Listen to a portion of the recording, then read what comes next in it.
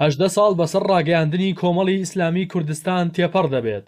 کۆمەڵی ئیسلامی وەک هێزێکی ڕەسەن و هەڵقوڵاوی دۆخی هەرێمی کوردستان هەر لە سەرەتای ڕاگەیاندنیەوە چەندین هەوراز و نشێوی دیوە و ئاستەنگی سیاسی و دارایی و ئەمنی بۆ دروست کراوە. بەڵام هیچ کام لەو بربەست و ئاستەنگانە نەیتوانی لە بەدیهێنانی ئامانجەکانی دووری بخاتەوە. هەر لە سەرەتای ڕاگەیاندنیەوە کۆمەڵ ئاستەنگی زۆری بۆ دروست کرا، لەوانە شەهیدکردنی مامۆستا عەبدوڵای قەسری لە بازگەی تاسڵوجا لەلایەن هێزەکانی یەکێتی، دواتریش بەهۆی موشکبارانی ئەمریکا لە ساڵی 2003 بۆ سەر بارەگاکانی کۆمەڵ 43 کادری شەهید بوون و زیاتر لە 50 دیکەش بریندار بوون. پاشانیش مامۆستا عەلی باپیر و ژمارەیەک سەرکردەی کۆمەڵ لەلایەن هێزەکانی ئەمریکا دەستگیر کران. دوای 22 مانگی ژمانەوە لە زیندانی ئەمریکیەکان مامۆستا عەلی باپیر ئازاد کرا. سەرەڕای ئاستەنگەکان کۆمەڵی ئیسلامی و سەرکردەکانی بەپێی قۆناغ و خواستی میلەتی کورد شێوازی خەباتیان گۆڕیوە.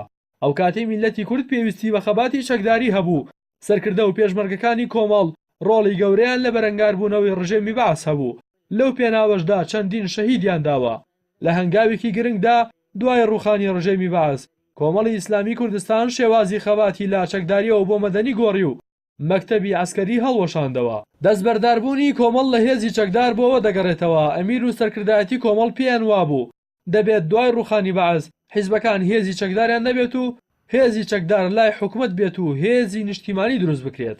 بە بڕوای چاودێرانیش لەم ڕووەوە کۆمەڵی ئیسلامی زۆر لە یەکێتی و پارتی بەرپرسیارانەتر مامەڵەی کردووە. دوای 16 ساڵ لە ڕووخانی بەعس پارتە دەسەڵاتدارەکان ئامادە نین دەستبەرداری هێزی چەکداری حیزبی بن. ئەمەش کارەساتی بۆ هەرێم دروست کردووە. لەلایەکی ترەوە کۆمەڵی ئیسلامی کوردستان لەسەر جەم هەڵبژاردنەکانی پەرلەمانی عێراق و کوردستان بەشداری کردووە و لە دوای هەڵبژاردننی پەرلەمانی کوردستان بەهۆی داکۆکی لە خەڵک ژمارەی کورسیەکانی زیادی کرد. لەسەر ئاستی عێراق فراکسیۆنەکەی داکۆکی گەورەیان لە پرسی خاک و مافە دەستوریەکانی خەڵکی کوردستان و موشەی فەرمانبەران کردووە. نوێنەرانی کۆمەڵ لە بەغدا کەسانی سەرڕاست و ڕازگۆ و بوێر بوون بۆ داکۆکی لە میلەتەکەیان. مامۆستا محەممەد سەنگاویش تاکە پەرلەمانتاری کورد بوو لە فراکسیۆنی کۆمەڵی ئیسلامی کە لە ساڵی 2006 لە بەغدا شەهید کرا. لەسەر ئاستی کوردستانیش پەرلەمانتارانی کۆمەڵی ئیسلامی داکۆکیکارێکی سەرسەختی مافەکانی خەڵکی کوردستان بوون. هەمیشە بەرەنگاری گەندەڵی و ستەمکارەکانی دەسەڵاتی کوردی بوونەتەوە. هاوکات کۆمەڵ لە وێزگەکانی خەباتیدا چی لە حکومەت و چی لە کاری ئۆپۆزیسیۆن بوون. هیچ کاتێک سەنگەری خەڵکی مەزلومی کوردستانی بەرنەداوە و هەمیشە لەبەرەی گەلدا بووە.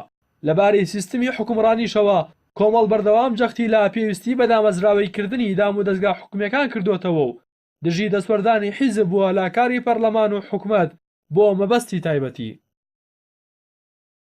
کۆمەڵ داوای سیستمێکی پەرلەمانی تەواو بۆ کوردستان دەکات و بۆ ئەو مەبەستەش سوورە لەسەر هەڵوێستەکانی و لە ماوەی ڕابردووش بەهۆی وەستانەوەی دژی پەکخستنی پەرلەمان باجی داوە.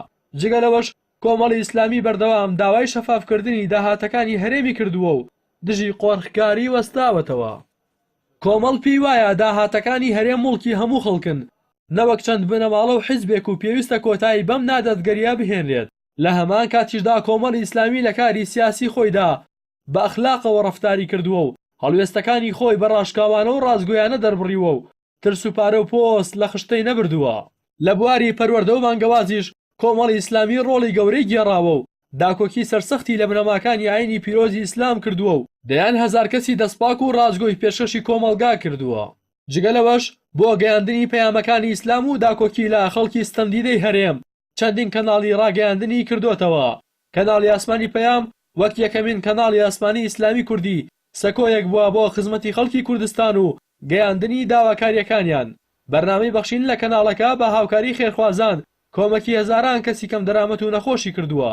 کەناڵی بانگەوازیش کەناڵێکی تایبەتمەندی بواری بانگەواز و پەروەردەیە و ماوەی چەندین ساڵە لە ڕێگەی پەیامەکانی خزمەتی خەڵک دەکات. ئەمە جگە لەبوونی چەندین کەناڵی لۆکاڵی دیکە.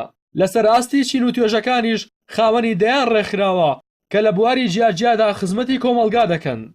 یادی 18 ساڵەی ڕاگەیاندنی کۆمەڵی ئیسلامی لە کاتێکدایە وابڕیارە کۆمەڵ بەم زوانە کۆنگرەی چوارەمی ببەستێت. بۆ ئەو مەبەستەش سەرکردایەتی حیزبەکە بڕیاری داوە بە ئاراستەیکردنەوەی زیاتری کۆمەڵ بەڕووی کۆمەلگا گۆڕانکاری گەورە بکەن.